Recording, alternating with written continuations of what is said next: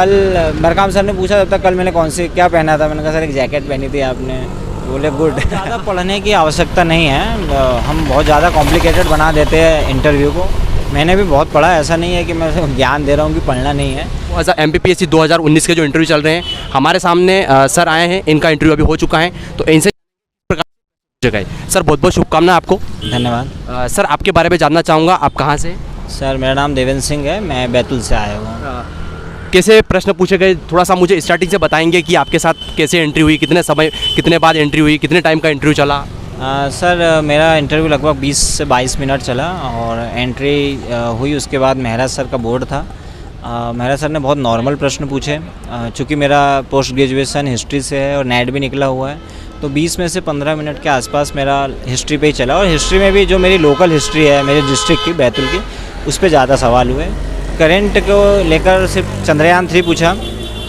Markam sir भी board में बैठे हुए थे, तो मरकाम सर ने पूछा था।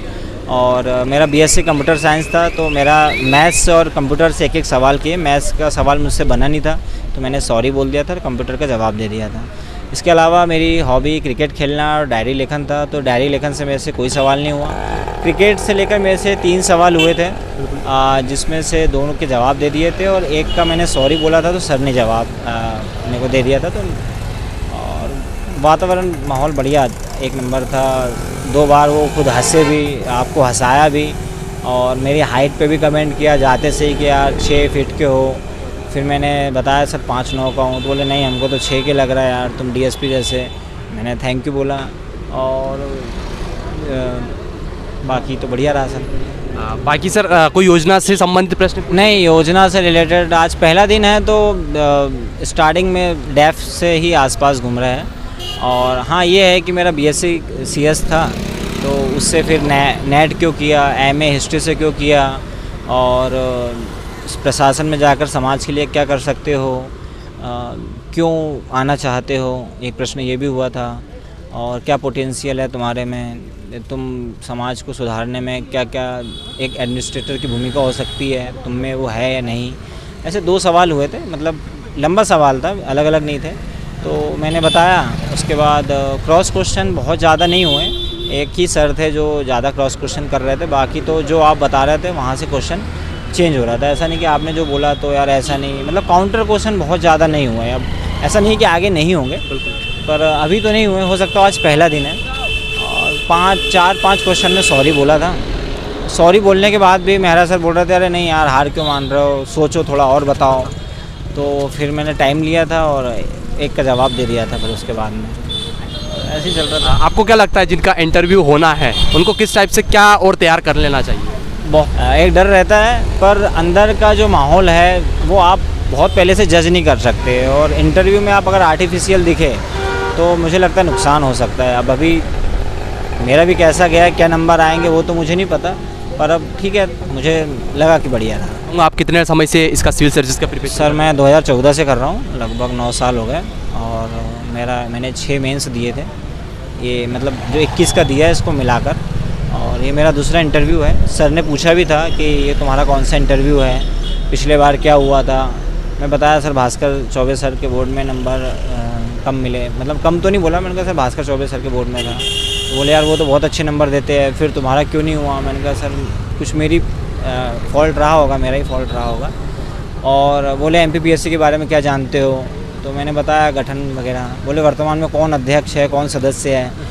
तो मैंने कहा सर श्री राजेश लाल मेहरा अध्यक्ष है, आप ही हो, और श्री चंद्रशेखर रैंकवार सर सदस्य है, श्री कृष्णकांत शर्मा सर, और एक सर मैंने कहा 8 अगस्त को सर रिटायर हुए, तो सर बैठी थे जो कल रिटायर हुए, देवेंद्र मरकाम सर। तो बोले यार मरकाम सर कहाँ से आते हैं, तो मैंने कहा सर मुझे एग्जैक्ट पता नहीं, शहडोल या मंडला के आसपास मुझे याद आ रहा है। बोले यार मंडला के बहुत करीब है, तुम याद आ रहा है, याद करो। मैंने कहा सर मुझे पता नहीं है। तो बस ऐसे ही बोले यार बहुत सर्च किया है तुमने हमारे बारे में, सब पता है तुमको। तो मैं मुस्कुरा दिया कि सर साइड देखते रहते हैं। तो बोले चलो बढ़िया है। तो बोले मतलब थोड़ा सा हंसी मजाक वाला रहा, बहुत ऐसा कॉम्प्लिकेटेड नहीं रहा कि मतलब बहुत फंसा रहा है, दबाव डाल रहा है। बाकी दूसरे बोर्ड का पता नहीं है, अभी आज 2 ही बोर्ड थे। अच्छा, बोर्ड 2 ही हैं? आज बोर्ड 2 ही है, रैंकवार सर और मेहरा सर। और कुछ ऐसा कुछ आपको लगता है कि जिनका इंटरव्यू उनको कुछ आपसे जो डेव से रिलेटेड पढ़ना है और करेंट, क्योंकि बाकी चीज़ आपके हाथ में नहीं है सर। हम कितनी तैयारी करें, मैंने तो 15 मिनट पहले तक हेडलाइन तक पढ़ के अंदर गया कि हेडलाइन पूछ ले।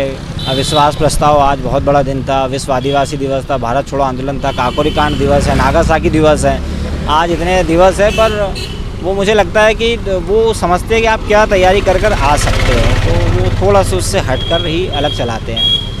हाँ, आपको अस्थिर करने का वो पूरी कोशिश करते हैं कि आप थोड़े से अनबैलेंस हो, अपनी बातों से बातों पे अडिग ना रहो।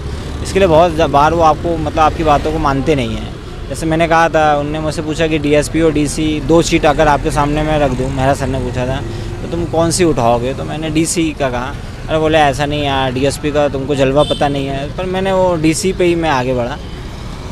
अच्छा, एक और चीज़, जो आपका जो ब्लेज़र रहता है वहाँ पे अंदर एंट्री करते हैं इंटरव्यू के लिए, तो बटन ओपन करवा मैंने बटन लगा कर गया था, और जब नहीं निकालोगे तो आपकी शर्ट टाई ऊपर आ तो आप जाएगी। पहले से निकाल लीजिए कि नहीं अंदर जाके? मुझे लगता है कि वो एक अच्छे एटिकेट्स में नहीं आता अगर आप पहले से बटन खोल कर जाओ, क्योंकि वो आपको ऐसा बताते हैं कि आप बहुत उनसे ऊपर हो कुछ, क्योंकि ये वरिष्ठ और कनिष्ठ वाली बात है, बटन लगाना और नहीं लगाना। तो मैं बटन लगा कर गया था और अंदर मैंने बटन खोल ली थी। ओके सर, बहुत बहुत थैंक यू। धन्यवाद।